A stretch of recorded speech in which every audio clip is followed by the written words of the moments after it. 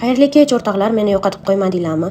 Bilasizlar, gripp bo'lib qoldim, kasal bo'lib, o'pkamga o'tib ketib, ertaga roddomga yotishga majbur bo'lyapman lecheniya uchun. Hozir hamma narsalarimni tayyorlab qo'yib, uzun marketdan zakaz qilgan qo'l va oyoq uchun kremimni surkab, bahonada sizlar bilan ozgina gaplashib olgim keldi.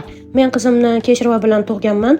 Bu safar o'zim tug'moqchi edim. Imенно o'sha og'riqlarini his qilib, bolani chiqish jarayonlarini his qilib ko'rmoqchi edim.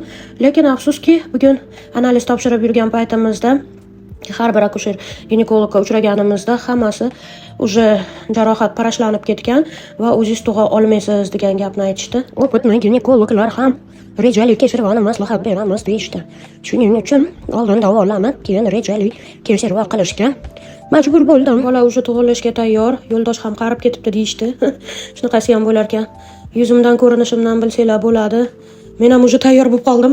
Tak что omad tilab turinglar. Hayitmoqchi kremni artikulini opisaniyada qoldiraman. Hammaga e'tibor uchun rahmat.